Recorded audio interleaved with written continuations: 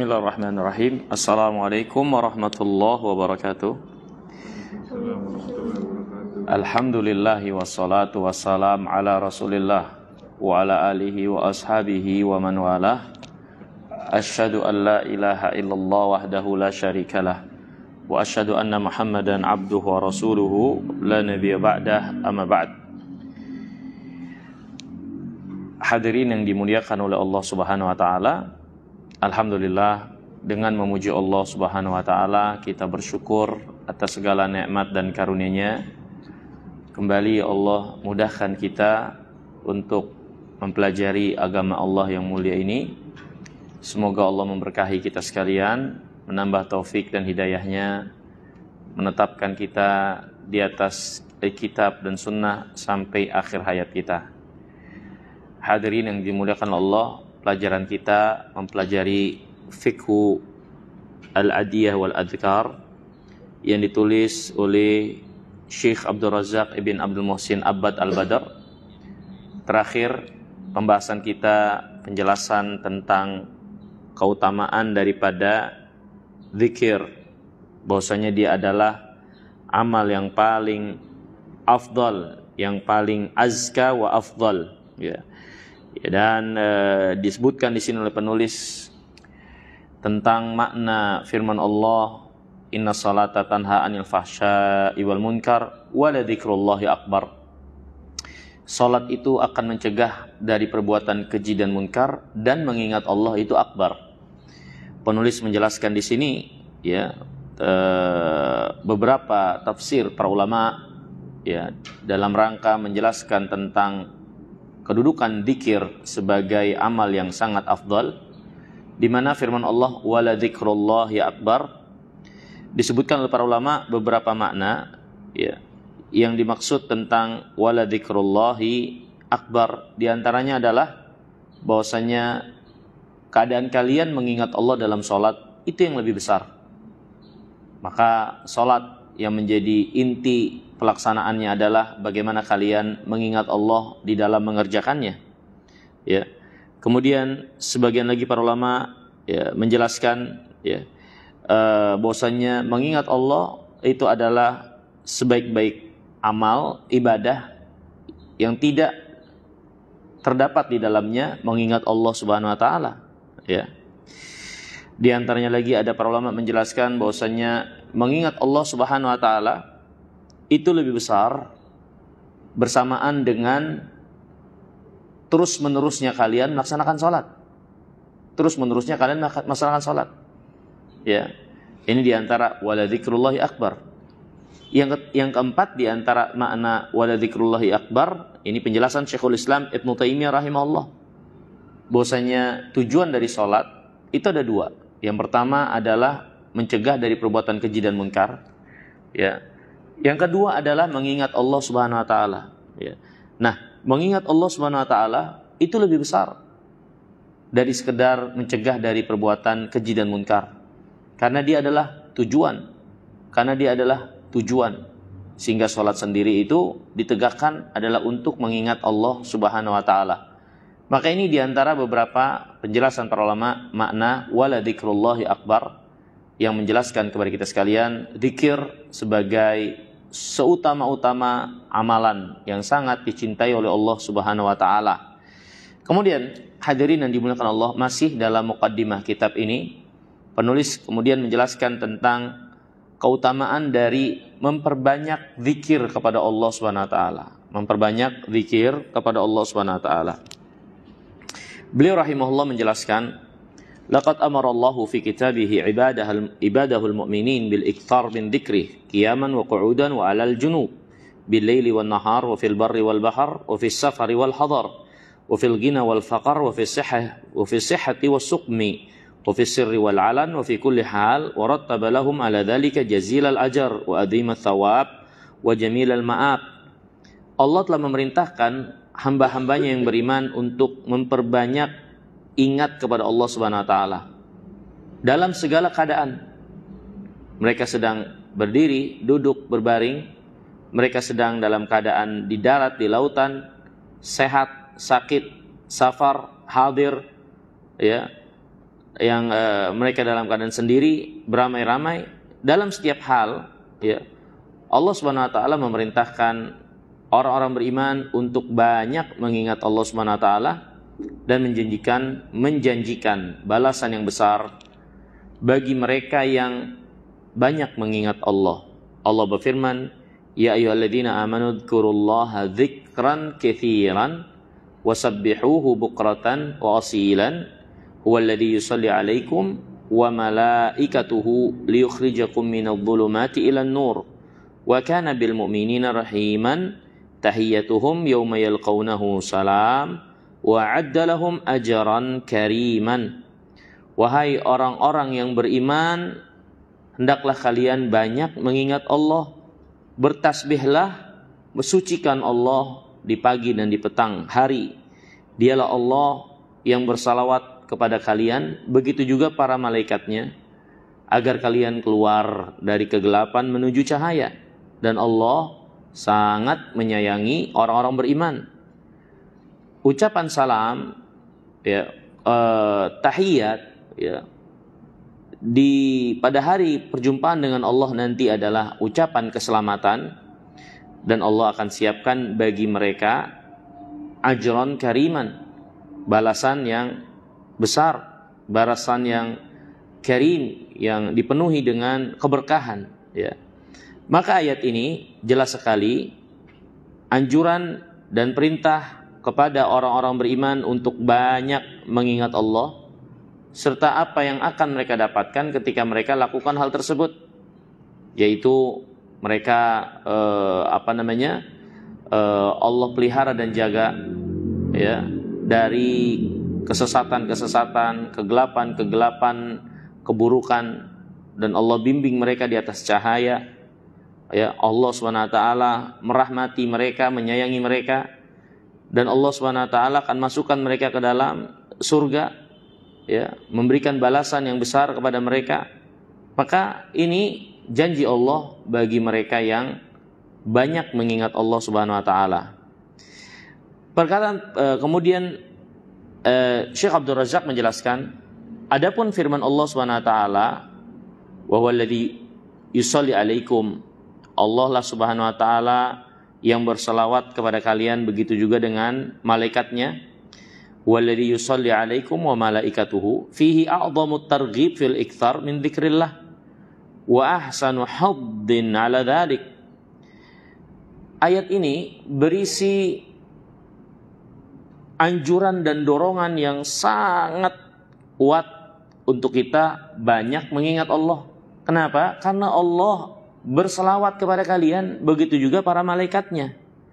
Allah Subhanahu wa taala akan mengingat kalian, ya, maka hendaklah kalian mengingat Allah, ya.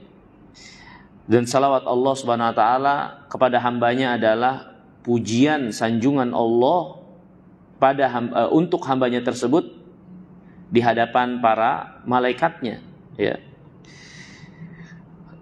Dan ini seperti firman Allah Subhanahu wa taala yang semakna dengannya, kama arsalna fikum rasulan minkum yatlu alaikum ayatina wa yuzakkikum wa yuallimukumul kitaba wal hikmah wa yuallimukum ma lam takunu ta'lamun fadhkuruni adzkurkum.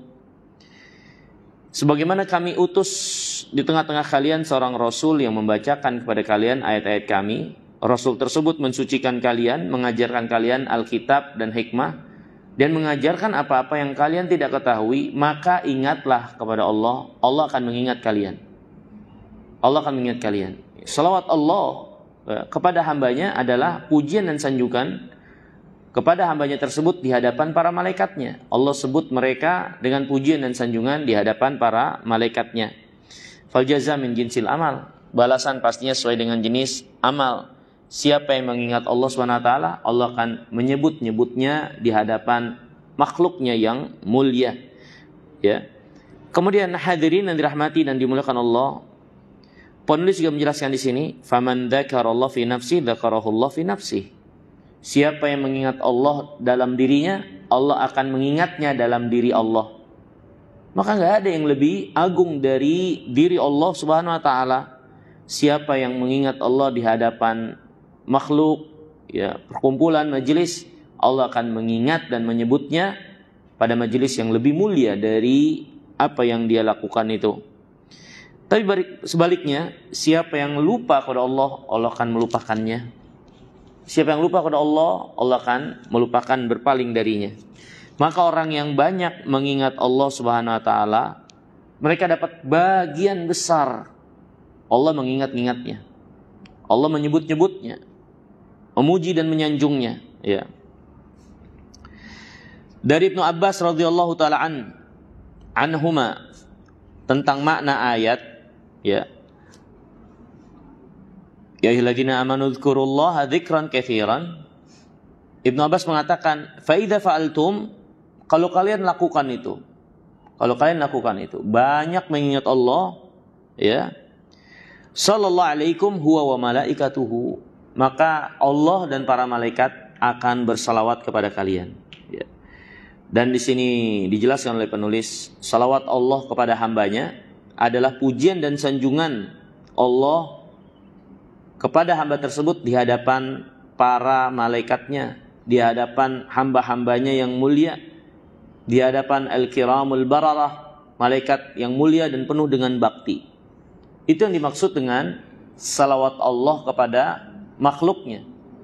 Ya, seperti kata Allah ini, ya, ya ayyuhalladzina amanu dzkurullaha dzikran katsiran wasabbihuhu bukratan wa asilan huwallazi yusalli alaikum. Huwallazi yusalli alaikum. Dialah Allah yang bersalawat kepada kalian. Ini kalau kalian memperbanyak mengingat Allah, Allah akan memuji, menyanjung kalian di hadapan para malaikatnya yang mulia. Ini salawat Allah kepada hambanya.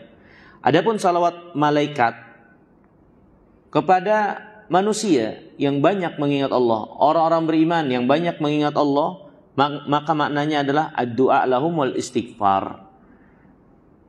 Doa malaikat untuk kebaikan orang beriman ini, begitu juga permohonan ampun. Ya, malaikat memintakan ampun kepada Allah untuk orang-orang yang banyak mengingat Allah. Sebagaimana Allah berfirman, alladzina yahmiluna al-'arsy wa man hawlahu yusabbihuna bihamdi rabbihim wa yu'minuna bih wa yastaghfiruna lilladzina amanu rabbana wasi'ta kulla syai'in rahmatan wa 'ilma faghfir lilladzina tabu wattaba'u sabilak wa qihim adzabal jahim. Rabbana adkhilhum jannati 'adnin allati wa'adtahum wa man salaha min abaihim wa azwajihim wa dhurriyyatihim innaka antal azizul hakim wa qihimus sayyi'at wa man taqis sayyi'at yawma idzin faqad rahimtah wa dzalika huwal fawzul 'azim. Dalam surah Ghafir Allah menjelaskan, surah Ghafir ayat 7 dan 8. Allah menjelaskan bahwasanya para malaikat pemikul arsy yang selalu bertasbih kepada Allah Subhanahu wa taala itu berdoa kepada Allah, ya, untuk orang-orang beriman. Berdoa kepada Allah untuk orang beriman. Apa doa mereka? Ya, mereka pertama menyanjung Allah Subhanahu wa taala, memuja dan memuji Allah, kemudian memintakan ampun untuk orang-orang yang bertaubat, orang-orang yang mengikuti jalan Allah. Ya, Allah, para malaikat ini meminta ampun untuk mereka, orang beriman yang bertaubat dan selalu mengikuti jalan Allah. Apa yang diminta? Para malaikat meminta agar orang beriman bertaubat dan mengikuti jalan Allah ini untuk dijauhi, ya, dilindungi dari azab neraka. Para malaikat meminta agar orang beriman yang bertobat dan mengikuti jalan Allah ini dimasukkan ke dalam surga. Begitu juga orang beriman meminta bukan hanya untuk orang beriman ini, tapi juga untuk keluarganya, dari bapak, nenek moyangnya atau keturunan-keturunannya, juga Allah Subhanahu wa taala masukkan ke dalam surga, jauhkan dari api neraka. Ya.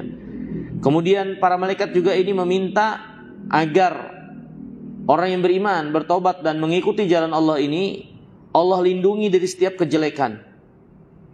Ya, wabil khusus kejelekan di yaumul qiyamah, siapa yang Allah jauhkan dan lindungi dari keburukan, itu adalah orang yang Allah rahmati. Maka ini beberapa permintaan malaikat kepada Allah Subhanahu wa taala. Malaikat pemikul arsy meminta kepada Allah untuk orang-orang yang beriman bertaubat dan senantiasa mengikuti jalan Allah. Ya, mereka meminta agar Allah Subhanahu wa taala memasukkan ke dalam surga, menjauhkan dari api neraka, menjauhkan dari setiap kejelekan, dan Allah Subhanahu wa taala limpahkan kebaikan-kebaikan itu juga bagi nenek moyang, bapak-bapak dan juga keturunan mereka. Ini doanya para malaikat. Maka salawat malaikat kepada orang beriman maknanya adalah permohonan ampun dari malaikat minta kepada Allah untuk orang beriman. Salawat Allah untuk hambanya adalah pujian dan sanjungan dari Allah di hadapan para malaikat untuk hamba tersebut dengan menyebut-nyebut nama hamba tersebut. Salawat malaikat kepada orang-orang beriman maknanya adalah permintaan malaikat kepada Allah agar orang beriman diampuni, dirahmati oleh Allah Subhanahu wa taala. Ini hadirin yang dimuliakan oleh Allah Subhanahu wa taala untuk kita pahami. Ya, makna salawat Allah kepada hambanya, salawat malaikat kepada orang beriman, itu maknanya. Kemudian hadirin yang dirahmati dan dimuliakan Allah Subhanahu wa taala, dibawakan di sini oleh penulis dari Abul Aliyah rahimahullah, makna firman Allah, innallaha wa malaikatahu yusalluna 'alan nabi. Allah dan malaikatnya bersalawat kepada Nabi. Salawat Allah kepada Nabi maknanya adalah sana'uhu alaihi indal malaikah. Sanjungan Allah kepada nabinya di hadapan para malaikat. Adapun salawat malaikat kepada Nabi adalah doa, permintaan kebaikan dari malaikat meminta kepada Allah untuk Nabi yang mulia alaihi salatu wassalam. Ya. Kemudian hadirin yang dirahmati dan dimuliakan oleh Allah, kembali kepada firman Allah, waladzi yusalli alaikum wa malaikatahu liyukhrijakum minadh-dhulumati ilan nur. Ya. Allah lah yang bersalawat kepada kalian, begitu juga para malaikatnya, untuk mengeluarkan kalian dari kegelapan menuju cahaya. Maka ini adalah kebaikan rahmat Allah kepada orang-orang yang banyak mengingat Allah. Allah akan keluarkan mereka dari kegelapan-kegelapan. Ini kegelapan-kegelapan kesyirikan, bid'ah, ma'asi, kebodohan-kebodohan yang mereka lakukan, menzolimi diri sendiri. Allah menyelamatkan mereka dari kegelapan tersebut menuju petunjuk, menuju hidayah dan cahaya. Ya. Dari kegelapan, kejahilan, kesesatan menuju keyakinan dan hidayah. Ya. Dan Allah SWT wa kana bil mu'minina rahiman, Allah sangat menyayangi orang beriman di dunia dan di akhirat. Ya. Adapun kasih sayang Allah kepada orang beriman di dunia adalah petunjuk. Allah membimbing mereka di atas kebenaran. Ya, petunjuk mereka, memberikan petunjuk pada mereka dari apa yang mereka jahil, bodoh ya tentangnya. Ya, memberikan penjelasan kepada mereka jalan kesesatan dan jalan-jalan hidayah. Ya, ini diantara kasih sayang Allah kepada orang-orang beriman. Ya, Allah Subhanahu wa taala selamatkan mereka di dunia dengan petunjuk dan hidayahnya dari setiap kejelekan dan memudahkan mereka di dalam kebaikan. Adapun rahmat Allah, kasih sayang Allah kepada orang beriman di akhirat, maka Allah memberikan keamanan buat mereka pada hari kepanikan yang besar. Pada hari kepanikan besar nanti yaumul qiyamah, Allah berikan keamanan pada mereka. Allah memerintahkan malaikat menjumpai orang beriman dengan kabar gembira. Ya. Maka ini diantara bagian rahmat Allah kepada orang beriman di akhirat.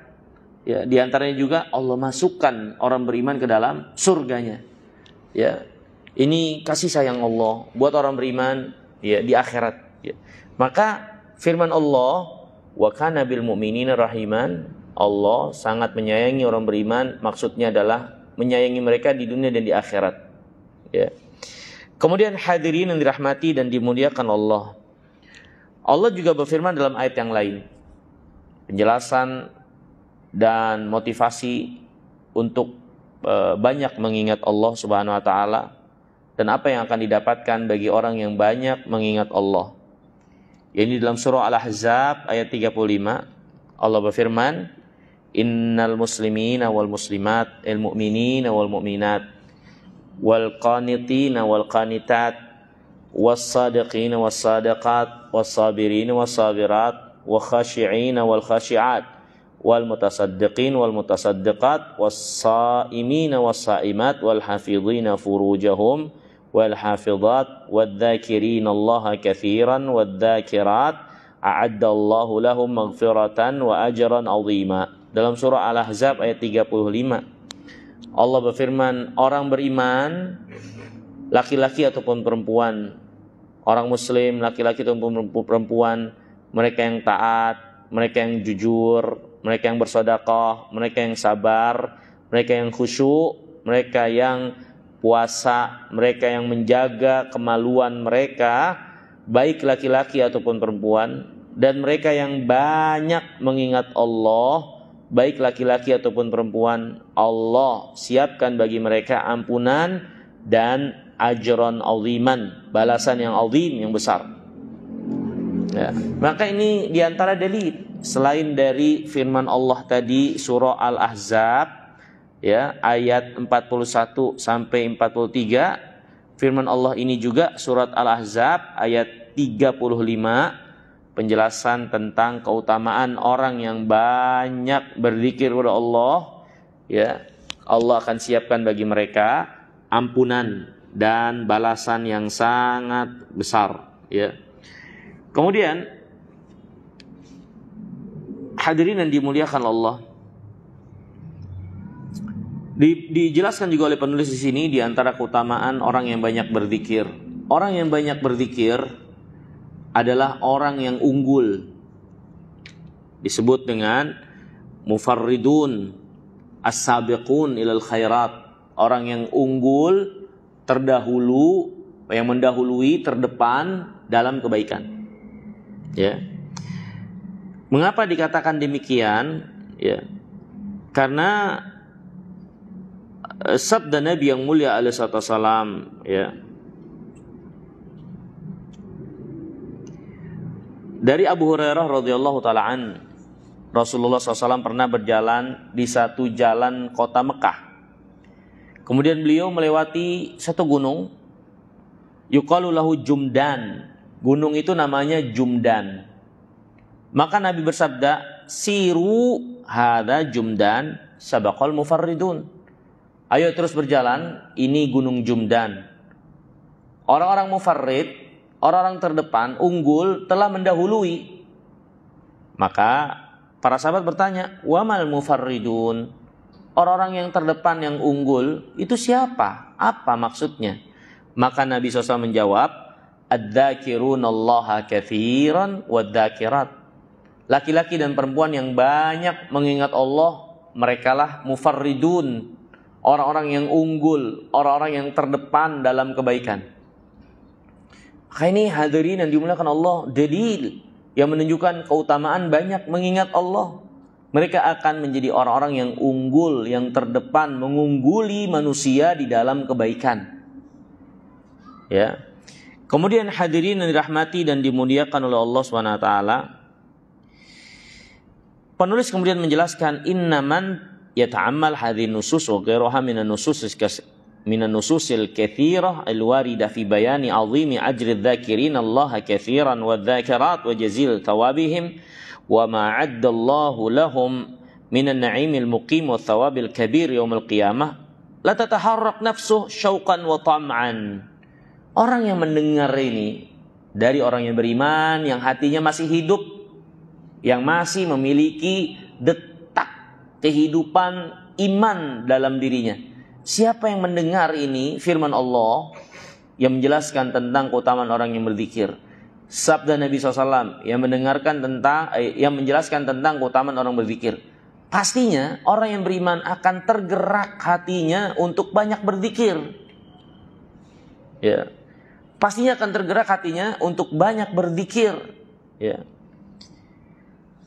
Kemudian kata penulis rahimahullah ta'ala, la tataharrak nafsuhu syauqan wa tam'an. Pasti hatinya akan penuh semangat, ya, untuk banyak mengingat Allah karena keutamaan ini. Wa yahtaz qalbuhu hubban wa raghaba. Hatinya menjadi bangkit, tergetar karena rasa antusias, ya, rasa cinta, ya. Fi an yakuna min haula ahli hadzal maqamir rafi wal manzilatil aliyah, ya. Hati orang beriman mendengar keterangan ini akan tergerak untuk menjadi orang-orang yang memiliki keutamaan dan kemuliaan ini. Dengan mereka banyak mengingat Allah. Walakin bima yanalul abdu dzalika hadza su'alun 'azim yajduru bi kulli muslim an yaqif indah wa ya'rif jawabah. Tapi pertanyaan masalahnya, gimana kita bisa sampai pada kemuliaan itu, keutamaan itu? Gimana kita bisa jadi orang yang banyak mengingat Allah? Apa yang harus kita lakukan? Ya. Maka ini adalah pertanyaan besar yang kita harus benar-benar memperhatikan apa yang menjadi jawabannya. Wa jaa'a anisalaf fi ma'na dzakirina katsiran wa dzakirat naqul adidah minha. Telah terdapat keterangan dari para ulama, siapa sih orang yang terhitung, laki-laki ataupun perempuan, yang terhitung sebagai orang yang banyak mengingat Allah. Gimana seseorang, apa yang harus dilakukan sehingga dia dianggap terhitung sebagai orang yang banyak mengingat Allah, baik laki-laki ataupun perempuan? Ada beberapa keterangan dari para pendahulu kita, dari para ulama, ya, keadaan seseorang sehingga dia terhitung sebagai orang yang banyak mengingat Allah. Di antaranya pertama, riwayat dari Abdullah bin Abbas radhiyallahu taala anhuma. Ibnu Abbas mengatakan, "Al-murad yadhkurunallaha fi adbari salawat guduwan wa ashiyya wa fil madaji' wa kullama istayqadha min naumi wa kullama gada aw raha min manzilihi dzakarallah." Yang dimaksud orang yang banyak mengingat Allah adalah mereka yang berzikir setelah selesai sholat, ya, berzikir pagi dan petang, yang berzikir di pembaringan-pembaringan mereka setiap mereka bangun tidur dan mau tidur, dan orang yang setiap keluar rumahnya dia berzikir kepada Allah, baca doa-doa keluar rumah. Maka inilah orang yang banyak mengingat Allah. Dia menjaga zikir ba'da salat, zikir pagi dan petang, ya. Zikir ketika dia mau atau bangun dari tidur. Kemudian dia berzikir ketika keluar rumah dengan doa-doa yang diajarkan oleh Nabi SAW. Maka inilah orang yang banyak mengingat Allah, kata Ibnu Abbas radhiyallahu taala anhuma. Wa qala Mujahid, Al-Imam Mujahid rahimahullah mengatakan, la yakunu minadz-dzakirin Allah katsiran wa dzakirat hatta yadhkurallah qa'iman wa qa'idan wa muttaji'an. Seorang tidak akan menjadi orang yang banyak mengingat Allah sampai dia mengingat Allah ketika berdiri, duduk dan berbaring. Maksudnya, dalam apa yang menjadi keadaan dia, dari aktivitasnya, dia banyak mengingat Allah. Itulah orang yang mengingat Allah, kata Imam Mujahid. Yang ketiga, kata Atha rahimahullah, yang dimaksud orang yang banyak mengingat Allah dan bisa terhitung dalam orang yang banyak mengingat Allah, man shalla salawat al-khams bihuquqiha fa huwa dakhilun fi qawlihi tabaraka wa ta'ala wadz-dzakirina Allaha katsiran wadz-dzakirat. Ya.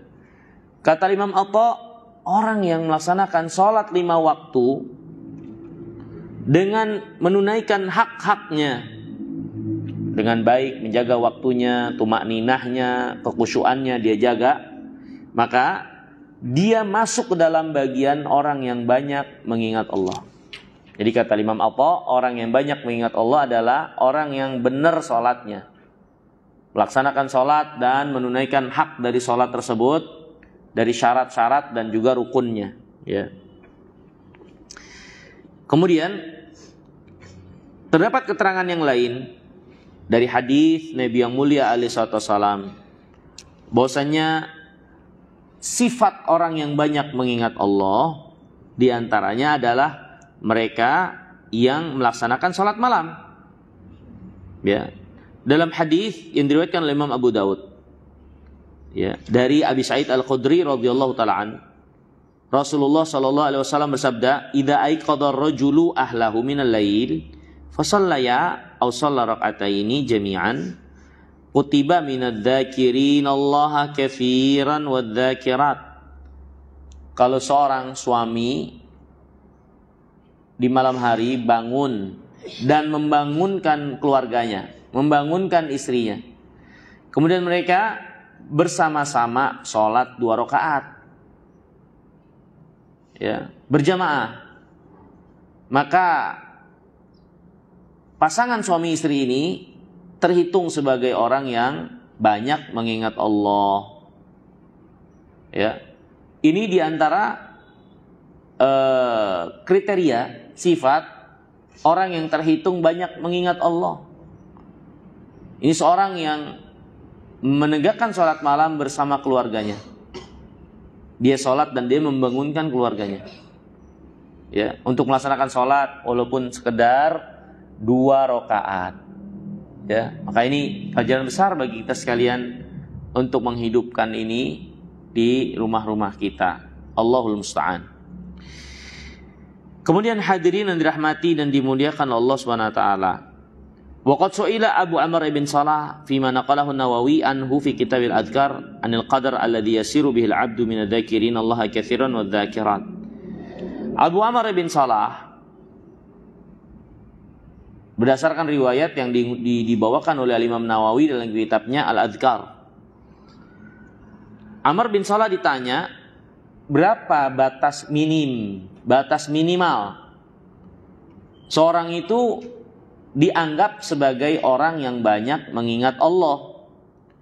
Maka Amr bin Salah menjawab, idza wadhaba 'alal adhkaril ma'thurah al-muthbatah sabahan wa masa' fil awqat wal ahwal al-mukhtalifah lailan wa nahara wa hiya mabniyatun fi kitab amril yawm wa lailah wa kana minadz dzakirin Allah katsiran wa dzakirat.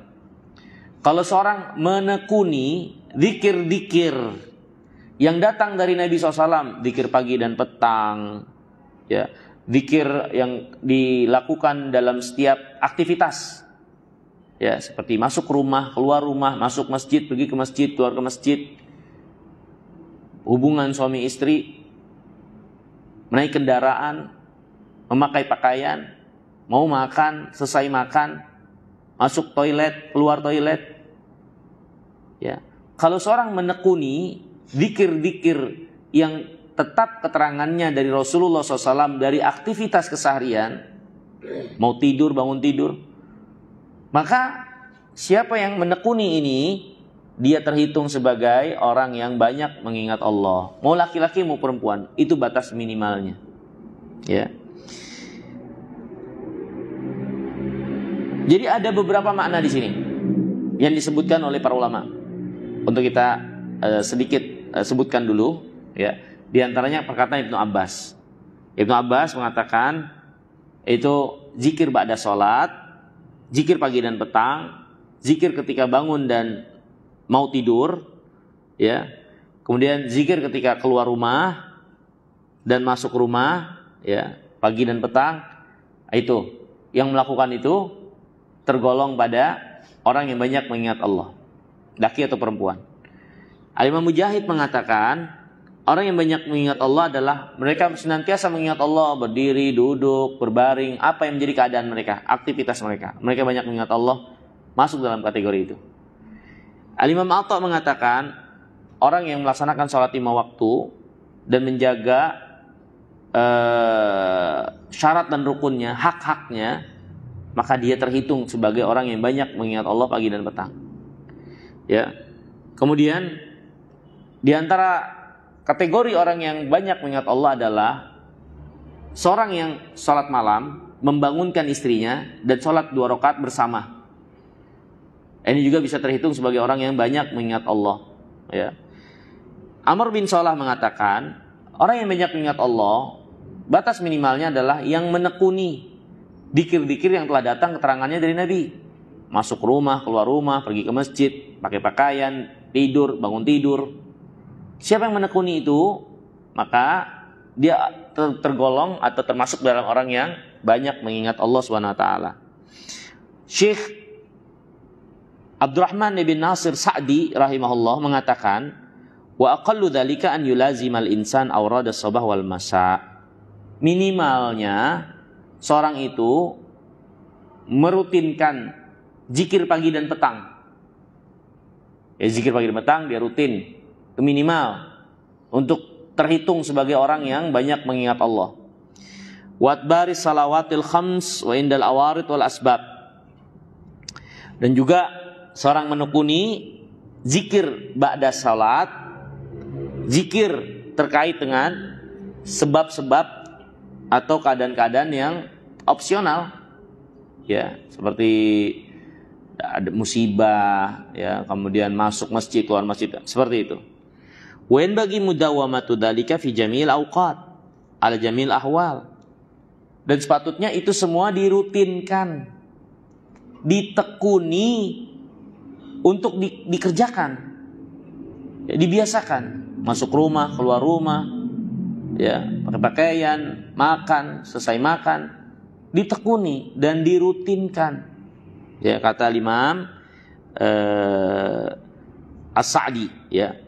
Fa inna dzalika ibadatun yasbiqu bihal 'amil wa huwa mustarih wa da'in ila mahabbatillah wa ma'rifatihi wa 'unun 'alal khair wa qafful lisan 'anil kalamil qabih, ya. Karena kalau dia melakukan itu adalah ibadah, ya, yang akan melesatkan dia, membuat dia jadi unggul dalam keadaan dia istirahat, diam, dia duduk, ya. Jadi dia nggak capek, nggak lelah, tapi amalnya unggul dengan sebab dia orang yang banyak mengingat Allah. Dia dengan zikir pagi dan petangnya, dengan zikir ba'da salawat, ba'da salat, ya. Kemudian zikir-zikir ketika dia dapat keadaan-keadaan atau aktivitas tertentu yang diajarkan oleh Nabi SAW, maka dia nggak perlu capek atau berat dalam amalnya, tapi dia sebagai orang yang unggul, mendahului, terdepan dalam kebaikan dengan zikirnya tersebut. Dan zikir ini juga kalau diamalkan akan membawa seorang kepada kecintaan Allah.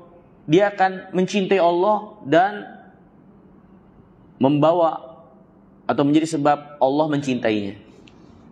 Karena sejatinya hadirin yang dimuliakan Allah, ya, sesuatu akan terbentuk dan terlahir rasa cinta kita kepadanya ketika kita banyak mengingatnya. Ketika kita banyak mengingatnya. Dan sesuatu yang kita cintai pasti kita akan banyak mengingatnya. Melupakan dan mengabaikan berarti memang kita nggak peduli dan nggak mencintainya. Maka dengan kita banyak mengingat Allah akan menumbuhkan dan melahirkan rasa cinta kita kepada Allah.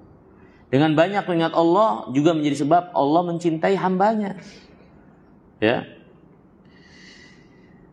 Dan banyak mengingat Allah juga aunun alal khair, ya, akan memudahkan seorang untuk berbuat kebaikan. Ya, orang yang banyak mengingat Allah, dia akan mudah untuk berbuat kebaikan, berada dalam kebaikan dan dimudahkan dalam kebaikan. Ya, wa kafful lisan anil kalamil qabih. Dan dengan banyak mengingat Allah akan menghalangi lisan dari perkataan-perkataan yang buruk dan jelek. Karena kalau lisan tidak disibukkan dengan kata-kata yang baik, dikhawatirkan dia liar, mengucapkan, menggeluti kata-kata dan kalimat yang jelek dan buruk, ya. Maka ini perkataan Syekh Nasir Sa'di rahimahullah terkait dengan orang yang banyak mengingat Allah SWT. Maka sekali lagi hadirin yang dimuliakan Allah SWT, mengingat Allah suatu amalia yang besar keutamaannya, Di antaranya menjadikan orang yang banyak mengingat Allah sebagai orang yang unggul dan terdepan di dalam kebaikan.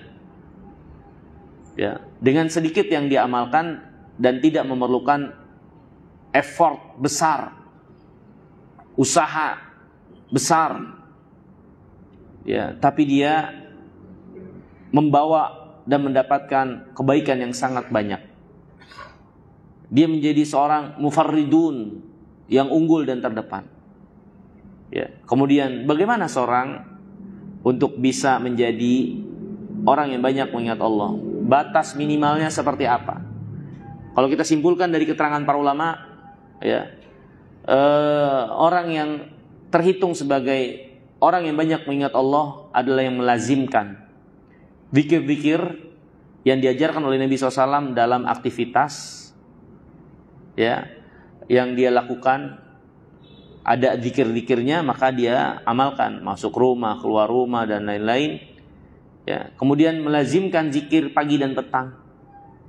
Ba'da salawat, zikir setelah selesai sholat, ya, dan juga terdapat tambahan yaitu memberi perhatian besar kepada sholat 5 waktu, ya. Belum lagi ampunan Allah Subhanahu Wa Taala dan balasan yang besar bagi mereka yang banyak mengingat Allah Subhanahu Wa Taala. Ya. Ini hadirin yang dirahmati dan dimuliakan oleh Allah Subhanahu Wa Taala, mungkin yang bisa kita pelajari di kesempatan kali ini, ya, masih muqaddimah penulis tentang zikir dan hal-hal yang berkaitan dengannya.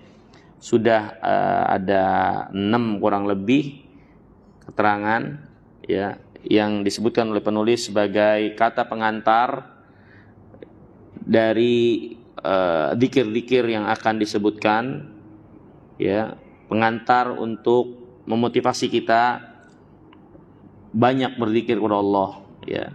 Beliau menjelaskan tentang yang pertama tentang pentingnya zikir dan keutamaannya secara umum. Kemudian faedah dari zikir. Kemudian beliau 2 kali pertemuan atau 2 bab di sini, keutamaan dan faedah tentang zikir. Kemudian beliau menjelaskan juga tentang keutamaan majelis zikir dan apa itu majelis zikir. Ya, kemudian pekan yang lalu kita jelaskan tentang masalah wala dzikrullahi akbar, mengingat Allah suatu yang besar, apa yang dimaksud, ya. Kemudian saat ini tadi sudah kita bacakan penjelasan penulis keutamaan memperbanyak mengingat Allah Subhanahu Wa Taala. Ini masih dalam rangkaian pengantar dari beliau, ya, tentang masalah zikir ini untuk kita kenal, ketahui keutamaan-keutamaannya, fadilahnya, ya, dan apa yang akan didapatkan oleh seorang ketika dia banyak mengingat Allah Subhanahu wa taala. Wallahu taala jalla wa a'la wa a'lam. Selanjutnya kalau ada yang ingin ditanyakan mungkin dari apa yang kita bahas atau yang lainnya dipersilahkan. Min soal. Ya. Sampaikan bahwa agar dianggap seorang yang banyak mengingat Allah adalah melakukan zikir-zikir pagi petang dalam setiap aktivitas dan sebagainya. Ya. Sebagai orang yang belum hafal semua zikir-zikir itu, Ustaz, apakah ada prioritas yang mana yang harus didahulukan terlebih dahulu untuk dihafalkan? Ya. Ya. Bagi orang-orang yang ingin mengamalkan rutinitas zikir yang terdapat keterangan dari Nabi SAW, sedangkan dia nggak hafal, ya, pertama dia bisa membaca, ya, dia pakai contekan, dia baca, nggak ada masalah. Seperti zikir pagi petang dia nggak hafal, maka beli bukunya, cari buku zikir pagi petang. Nanti ba'da sholat subuh, ba'da sholat maghrib, ba'da sholat asar dia baca itu, nggak ada masalah. Nggak harus itu bersumber dari hafalan, boleh juga dia baca, ya, boleh juga dibaca. Nah, selanjutnya kalau mungkin ba'da sholat kita masih bisa melakukannya karena kita lagi keadaan duduk, ya. Gimana kalau kita lagi aktivitas, masuk rumah, keluar rumah, maka itu tentu dihafal. Tentu dihafal, ya. Dia hafal sedikit-sedikit, misal dimulai dengan masuk rumah, ya dia hafal, dia udah amalkan beberapa hari dan itu sudah hafal dia. Kemudian dia lanjut nanti doa keluar rumah, atu-atu, satu-satu dia hafal dikit-dikit. Dan kalau itu dirutinkan untuk diamalkan, insya Allah itu menjadi sesuatu yang melekat. Itu menjadi sesuatu yang melekat, ya. Dan yang terpenting bukan sekedar hafal sesungguhnya, tapi bagaimana seorang menumbuhkan kesadaran untuk melakukan dan membacanya. Karena banyak yang hafal tapi nggak ngerjain, ya, karena nggak tumbuh kesadaran itu, ya, gitu. Dan umumnya zikir-zikir rutinitas itu nggak banyak, artinya nggak panjang dan mudah. Kayak keluar rumah, Bismillahirrahmanirrahim, la haula wala quwwata illa billah. Masuk rumah, Bismillah, cukup, atau Bismillahirrahmanirrahim wa Bismillahirrahmanirrahim wala rabbina tawakalna, ya kan? Kemudian mau makan, Bismillah, ya. Kemudian mau tidur, ada banyak, tapi ada yang mudah. Bismika Allahumma amutu wa ahya. Kan sederhana, umumnya sederhana, mudah. Maka itu bisa kita hafal, bisa kita hafal. Makanya anak-anak juga penting sedari dini itu banyak diajarkan hafalan-hafalan dzikir rutinitas keseharian, makan, selesai makan, kemudian pakai baju, masuk rumah, keluar rumah, masuk kamar mandi, ya, Allahumma inni a'udzubika minal khubsi wal khaba'ith. Rata-rata itu zikirnya mudah. Anak-anak kalau dirutinkan, ya, mereka insya Allah cepat hafal. Tapi kalau kita yang belum hafal, kita bisa menghafal satu persatu, diamalkan, sudah hafal dan melekat. Nah, kita berpindah ke zikir yang lainnya untuk kita hafal. Begitu, sedikit demi sedikit, lama-lama kita akan hafal secara keseluruhan, insyaallah taala. Ya, tapi walaupun kita membaca buku atau membaca hafalan contekan, nggak jadi masalah, Wallahu taala alam.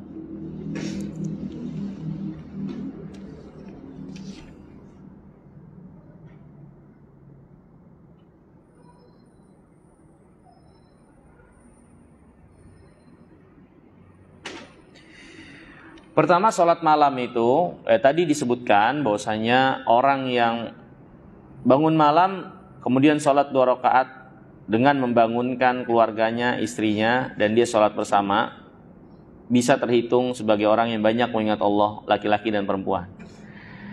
Sekarang masalahnya, hukum sholat itu sendiri adalah tidak menjadi suatu kewajiban. Hukumnya sunat, ya, hukumnya sunat, ya. Nah, sekarang masalahnya bagaimana cara merutinkan sholat malam terutama pada anak-anak, ya? Apakah harus dipaksakan atau hanya anjuran? Ya. Pertama, dia adalah sesuatu yang nggak wajib, ya, sesuatu yang sangat utama, ya, tapi tidak menjadi suatu kewajiban. Walaupun demikian, bukan berarti untuk disepelekan. Anak-anak untuk kita didik, untuk kita ajarkan, ya, motivasi mereka untuk melaksanakannya, ya. Nah, sholat malam ini kan ada beberapa cara untuk bisa kita laksanakan, dan cara-cara ini bisa kita jadikan cara untuk bertahap dalam melaksanakan, ya kan? Cara yang pertama itu kita sholat malam itu sebelum tidur. Karena yang namanya sholat malam adalah sholat yang dilakukan ba'dal isya, waktunya sampai subuh. Ba'dal isya sampai subuh. Maka di termin waktu itu, sholat yang dilaksanakan itu dinamakan sholat malam atau witir karena dikerjakan secara ganjil. Ya, Nabi SAW pernah bertanya kepada Abu Bakar, kapan dia sholat malam? Abu Bakar menjelaskan sebelum tidur. Nabi bertanyakan kepada Umar, kapan sholat malam? Umar menjelaskan dia setelah tidur. Ini menunjukkan terkadang seorang punya keadaan yang dengan keadaan itu dia lebih baik, lebih utama dalam mengerjakan satu amal, ya, daripada dia tidak mengerjakan. Misal ketika kita tahu anak-anak kita nih sulit bangun malam karena tidurnya kemalaman, ya, diingatkan untuk sholat sebelum tidur, atau witirnya dikerjakan sebelum tidur, ya. Nah, kalau misalnya punya kesanggupan, ya, pada isya langsung tidur, maka malam itu bisa dibangunin sebelum subuh, ya. Kemudian disuruh mereka untuk mengerjakan sholat malam, ya, sholat malam, ya. Adapun seorang bersama istrinya, maka berdasarkan hadis Nabi SAW itu bisa dikerjakan mereka berjamaah dan tidak harus berjamaah dengan seluruh anggota keluarga, ya. Tapi seorang istri dengan suami yang mungkin lebih dekat itu yang lebih saya kira lebih mudah untuk dilaksanakan. Dan terdapat hadis Nabi SAW yang lainnya, kata Nabi, semoga Allah rahmati seorang suami bangun di waktu malam, kemudian dia sholat, selesai sholat dia bangunkan istrinya. Kalau istri nggak mau bangun, dia percikan air agar dia bangun dan ingatin untuk sholat. Artinya mereka nggak sholat berjamaah kan, karena suaminya sholat duluan baru bangunin istrinya. Dan Nabi mendoakan semoga Allah merahmati. Ini dalil yang menunjukkan bahwasanya tidak menjadi suatu keharusan untuk dilaksanakan sholat berjamaah. Tapi maksud dari inti itu semua adalah bagaimana kita saling mengingatkan agar sholat malam itu ditegakkan di tengah-tengah keluarga. Ya, kalau memang bisa untuk dilaksanakan berjamaah di suatu waktu dan seterusnya, nggak ada masalah, dan dia lebih menepati kepada hadis Nabi yang mulia SAW tadi. Tapi sebelum itu, ya, tentunya amal itu dilakukan dengan tahapan.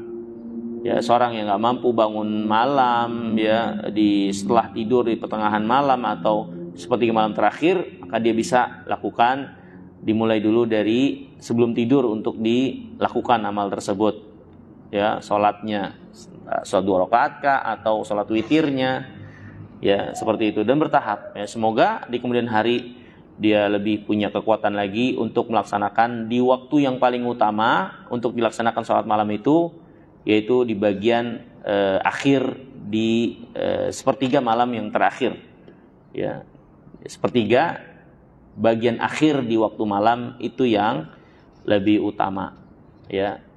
Walaupun di pertengahan malam juga nggak ada masalah, semuanya ada keterangannya dari Nabi yang mulia alaihissalam tentang pelaksanaan itu. Tapi yang lebih utama adalah di sepertiga bagian malam yang terakhir.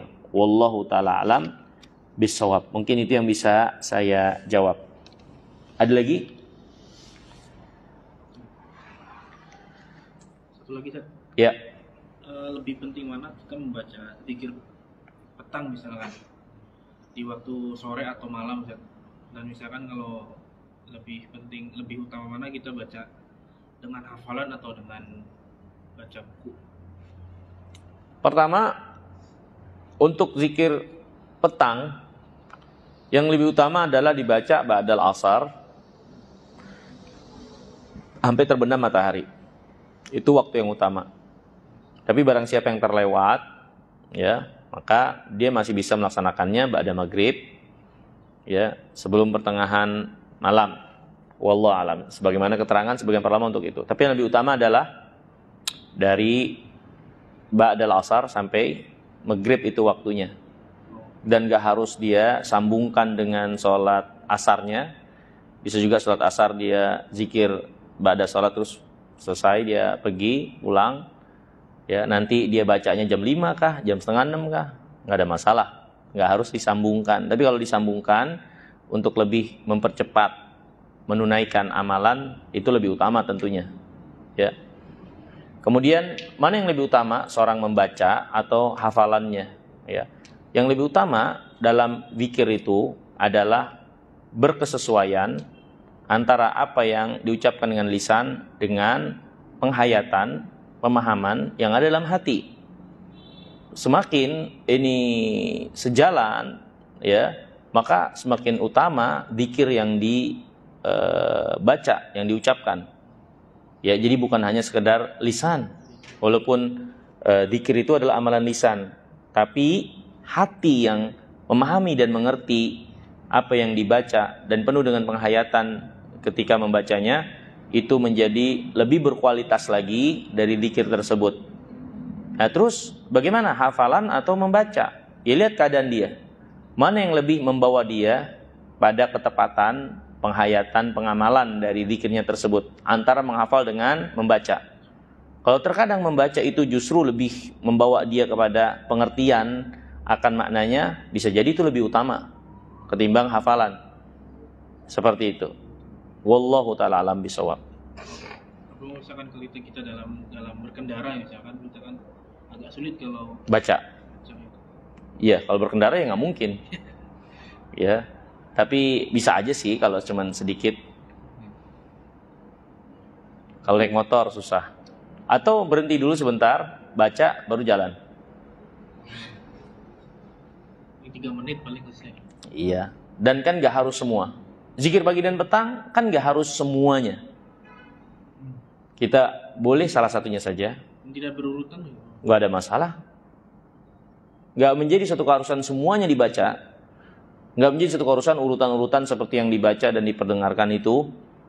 Ya silakan, kita boleh milih yang mana. Atau kita mau baca semua lebih baik lagi. Tapi keharusan harus semua nggak ada. Wallahu ta'ala alam. Saya kira kita cukupkan dulu sampai di sini. Terima kasih banyak atas kesempatannya. Semoga yang sedikit ini bermanfaat. Kurang lebihnya saya mohon maaf. Subhanakallahumma bihamdika asyhadu an la ilaha illa anta astaghfiruka wa atubu ilaik. Assalamualaikum warahmatullahi wabarakatuh.